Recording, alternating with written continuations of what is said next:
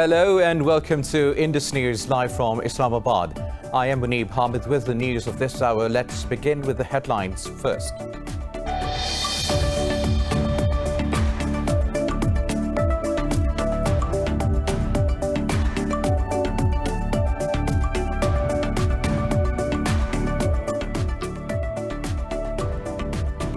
Globally, the number of coronavirus infections has exceeded 20 million, with over 736,000 deaths. The US is leading with the most confirmed infections at 5 million, followed by Brazil with over 3 million cases. India is at third with more than 2.2 million cases after reporting over 53,000 new infections and 871 deaths in the past 24 hours. In Pakistan, 15 more people lost their lives to the virus, raising the death toll to 6,112, with over 284,000 infections.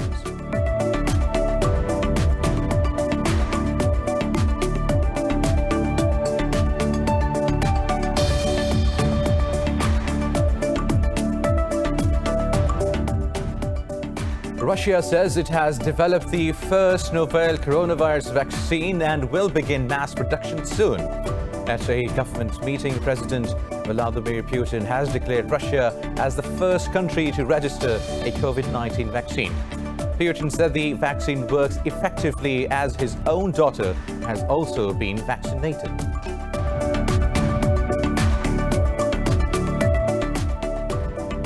The Organization of Islamic Cooperation says Israel's plan to annex Palestinian land is a flagrant violation of international law and human rights.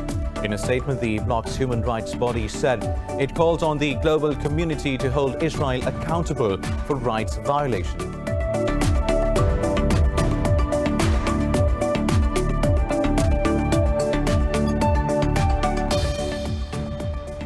Egyptians are voting in the two-day election to choose members of a newly created Senate with COVID-19 protocols. The Council of Senators will be an advisory body without legislative powers. It will include 200 publicly elected members and 100 appointed by the President.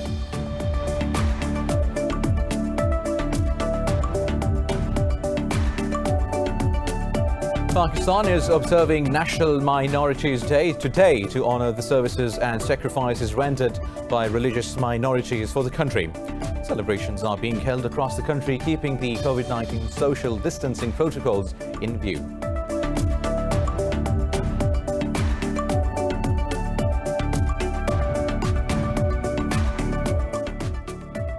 And in football, Manchester United beat FC Copenhagen by 1-0 at the Rhein Energy Stadium in Cologne to reach the Europa League semi-finals.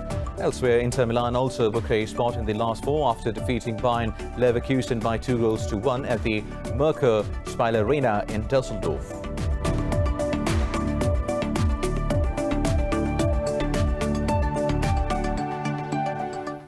News in detail after a short break. Stay tuned.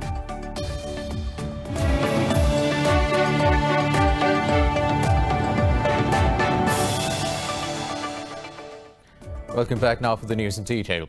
Globally, the number of coronavirus infections has exceeded 20 million, with nearly 736,000 deaths.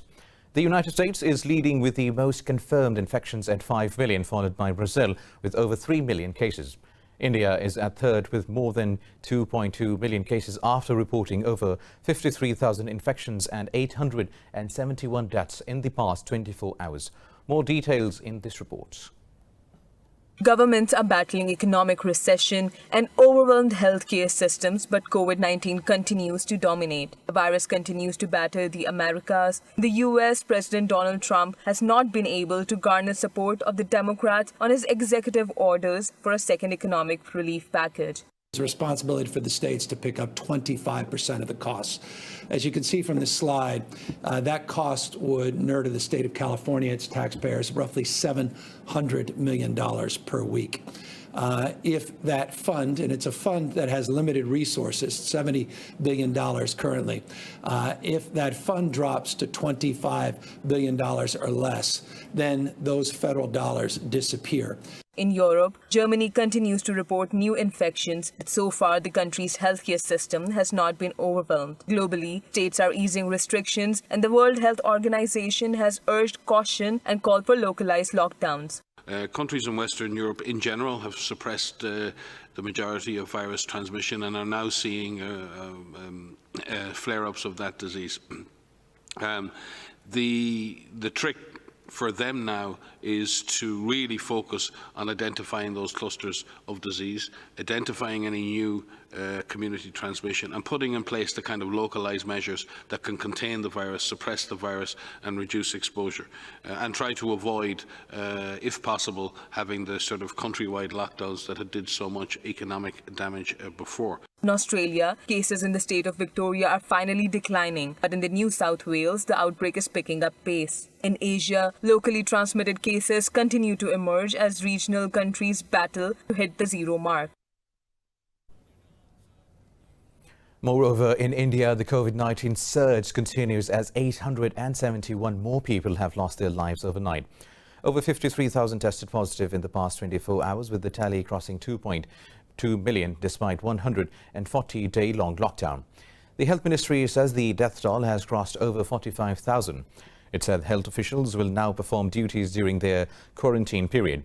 Meanwhile, a ministry official said two cabinet members, Kandasamy and Kamalalakanam, have contracted the disease. The ministry said flights will remain suspended to Kolkata from 6 high COVID-19 prevalent cities till August 31st.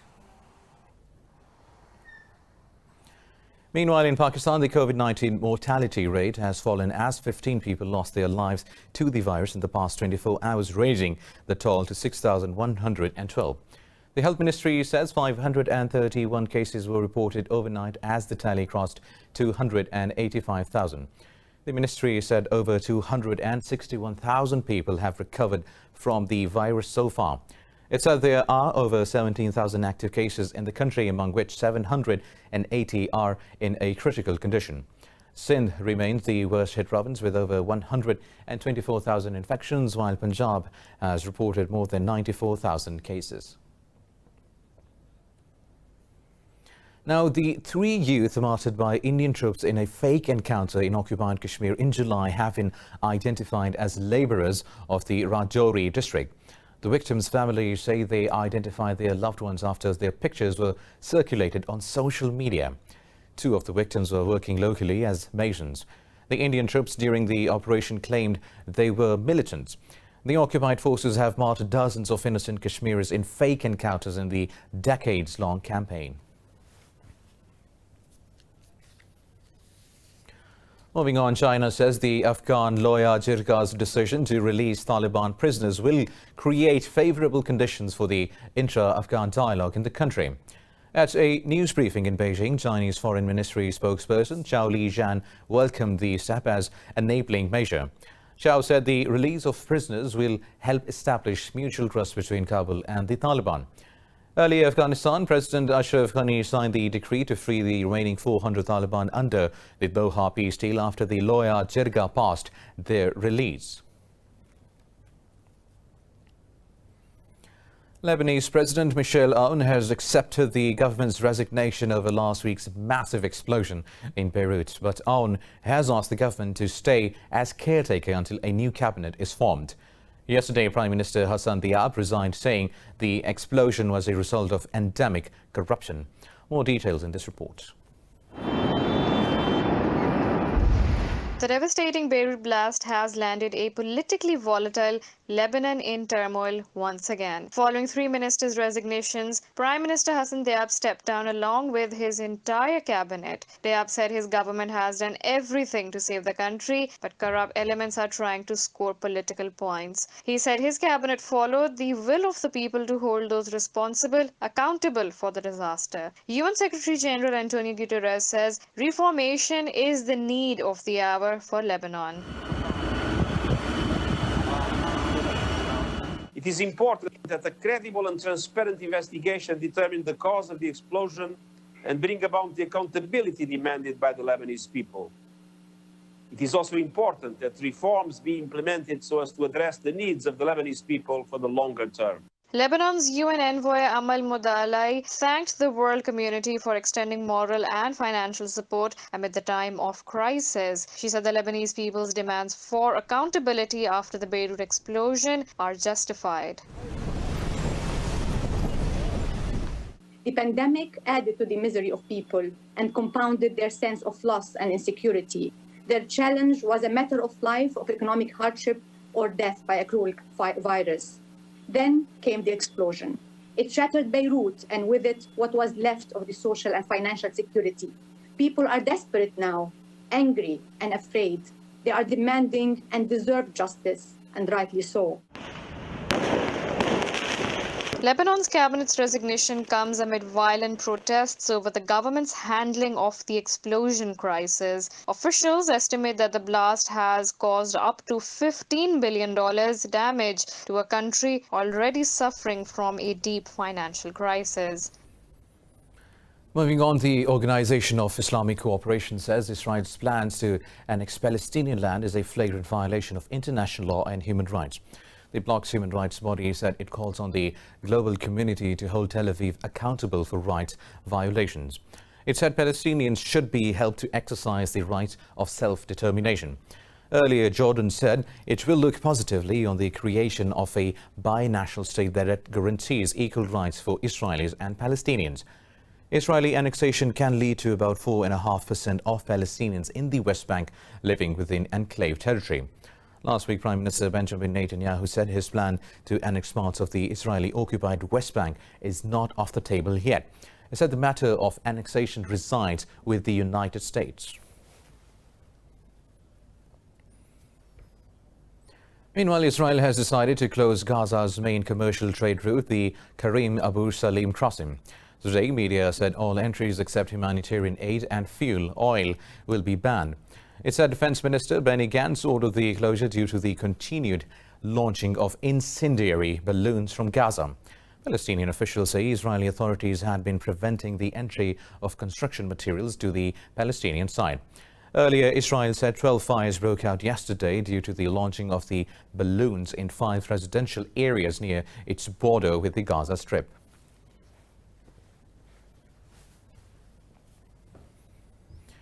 In a related development, Palestine says Egypt has opened the Rafah crossing with the Gaza Strip for 3 days. In a statement, Palestine embassy in Cairo said the terminal will remain open in both directions. It said the reopening will allow Palestinian travelers to leave and those stranded to return to Gaza. The crossing was closed in mid-March as part of an effort to stem the spread of the coronavirus pandemic. It was only reopened exceptionally to allow stranded Palestinians to return to the territory. Palestinians returning to the seaside enclaves are being quarantined for 21 days as a precautionary measure. Now, Egyptians are voting the 2-day election to choose members of a newly created Senate with COVID-19 protocols. The Council of Senators will be an advisory body without legislative powers. It will include 200 publicly elected members and 100 appointed by the president. Nearly 63 million out of a total population of more than 100 million Egyptians are eligible to vote in the Senate elections. Critics say the elections are aimed to gain power, but the government says it will give minorities a voice. The polls' results will be announced on August 19th. Meanwhile, French anti-terrorist prosecutors have announced to investigate an attack on a sightseeing excursion in Niger that left 6 French citizens dead. The deadly rampage was carried out by men on motorcycles armed with rifles who ambushed the group. Most of the French victims were employees of a French humanitarian group acted. 2 Nigerians, including a guide and a driver, were also killed in the attack. The attack took place when the group was out of the reviewed local giraffes around the town of Kore. The West African country has seen growing terrorism over the past 3 years. In May, a total of 20 civilians were killed in the same region. Now moving to Sudan, where the trial of former President Omar al-Bashir has been delayed at the request of his defense lawyer. The court had set the second hearing of the trial for 11th of August. The trial of the ex-president over the military coup opened with a brief hearing on July. Omar al-Bashir can face death penalty if convicted over the overthrow of the democratically elected government of Prime Minister Sadiq al-Mahdi. Bashir stayed in power for 30 years before being overthrown in April last year after several months of street demonstrations. More news coming up after a short break. Stay tuned.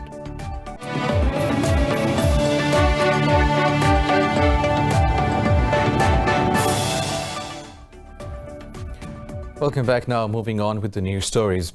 Russia says it has developed the first novel coronavirus vaccine and will begin mass production soon.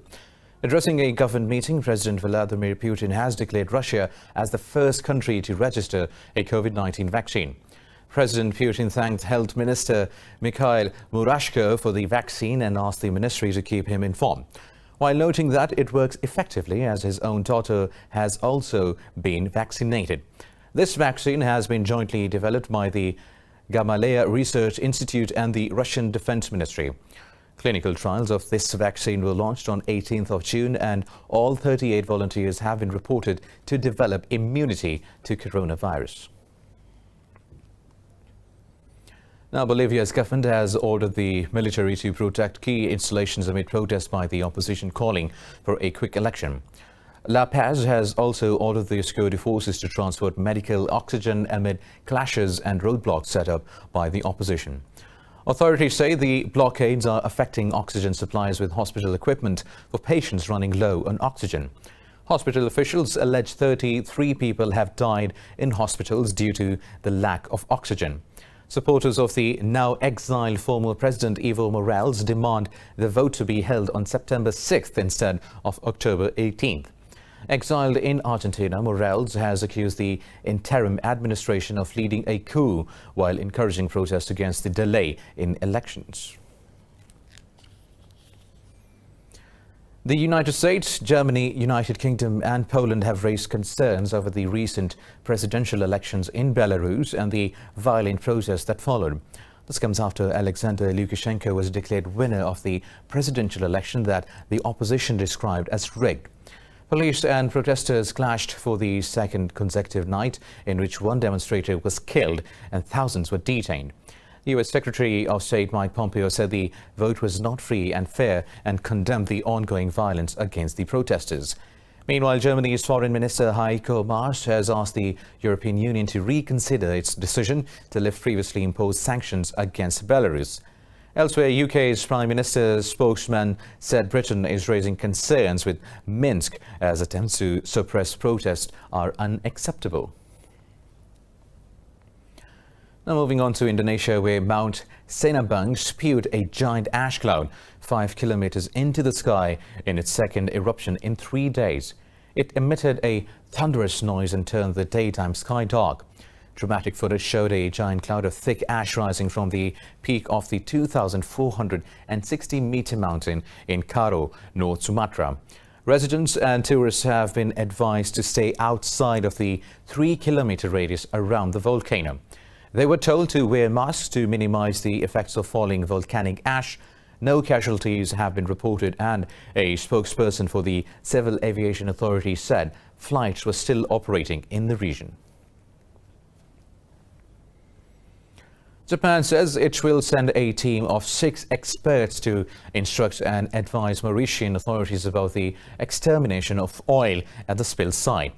Japan's Minister for Land Transport, Kazuyoshika Akaba, said the oil spill has caused much trouble and Tokyo will respond appropriately. Akaba also said Tokyo is closely monitoring the situation. Earlier, Tokyo apologized for causing major oil spill when its ship carrying 4,000 tons of fuel ran aground in Mauritian beach. As the Japanese government, we have decided to send 6 experts forming an international disaster relief team. Among its members, 4 personnel from Japan Coast Guard who are members of an expert squad on prevention and extermination of oil will join the team. They will instruct and advise about the prevention and extermination of oil on the site. Well, Mauritius has declared an environmental emergency as the oil spill is damaging its revered beaches and maritime life. Now, moving on, Pakistan is observing National Minorities Day today to honor the services and sacrifices rendered by religious minorities for the country. Celebrations are being held across the country, keeping the COVID-19 social distancing protocols in view.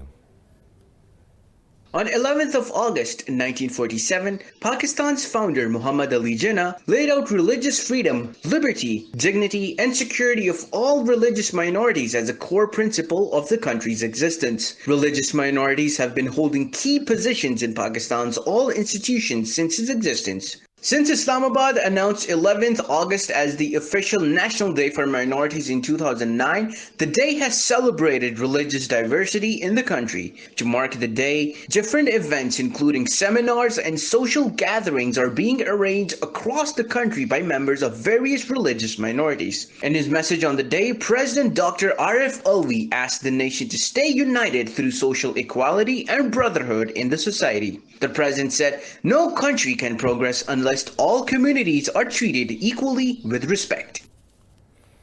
Now, India's largest crocodile park can run out of funds in 4 months if lockdowns to stem the spread of coronavirus continues in the southern city of Chennai. More about the crocodile park in this report. The Madras Crocodile Bank Trust and Center of Herpetology in India's southern city of Chennai gets about 5 million visitors a year. The ticket sales account for 50% of the revenue. But since COVID-19 outbreak, no visitors have been allowed in the park. Keeping the current scenario in mind, we are actually not expecting substantial income from ticket revenues. So we have actually started to raise funds to make sure that we are able to see through this entire year. The park is the biggest crocodile sanctuary in India and one of Asia's largest, hosting over 2,000 crocodiles and alligators. Workers at the park say looking after the animals is not easy, especially with some staff under quarantine for the virus. There are some colleagues here who are quarantining right now as well. And since the staff works on shifts, and it's been difficult because there's a lot of workload and we need our full staff to be present because we have a lot of animals here. The park was founded by prominent herpetologist Romulus Whittaker in 1976 and has bred over 5,000 crocodiles since its inception. It is currently home to 14 of the 23 existing species of crocodiles, 3 of which are endangered. Well, that is some crocodile park now. Jordanians are venting their anger at the coronavirus pandemic by hurling axes at targets in an Amman store. Let's have a look. The axe-raised rooms located in Amman provides Jordanians with creative outlets for their anger, including activities like destroying televisions and throwing plates at a wall. Axe throwing is their latest venture amid the COVID-19 pandemic. There is a lot of interest, especially after the coronavirus, with people being stuck at home for a long time during the curfew. People wanted to engage in sports and entertainment activities such as this. We imposed many safety measures. No one can enter the area where the axes are thrown, and there is a safety gear for the face and the eyes. Participants say this is one of their favorite new activities. We're used to throwing darts at targets to get points, but the idea of throwing an axe at the same target is quite new. This is a great way to spend your surplus energy. The government in March imposed a 2-month-long curfew aimed at curbing the spread of coronavirus. Jordan has so far reported more than 1,200 confirmed coronavirus cases and 11 deaths.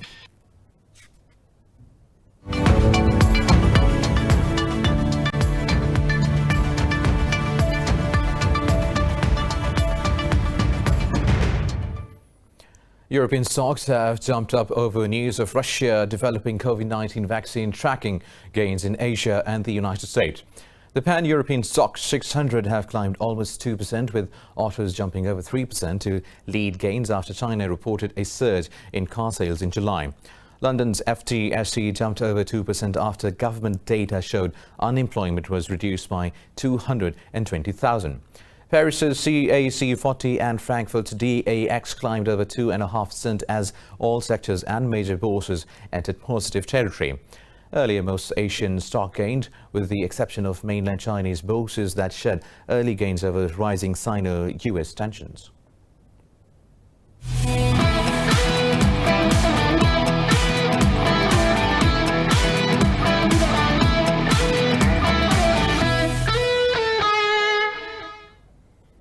In tennis, Canadian Eugenie Bouchard has beaten Russian Veronika Kudermetova at the Prague Open.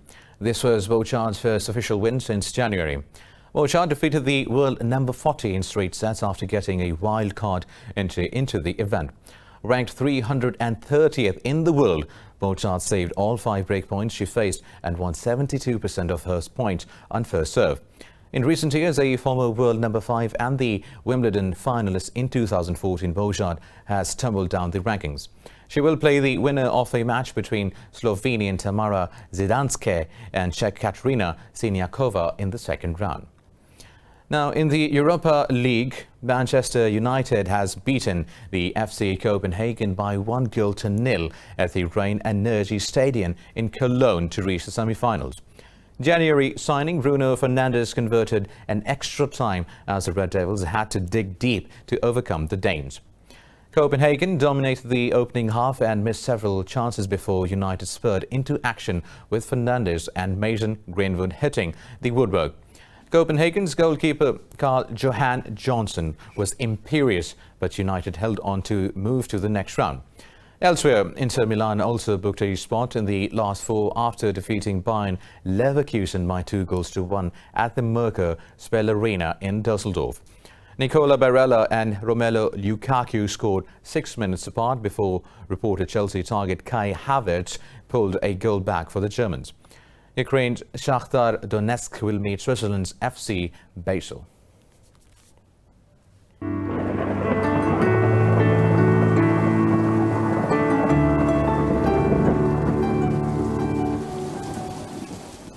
Now let's have a look at the weather updates.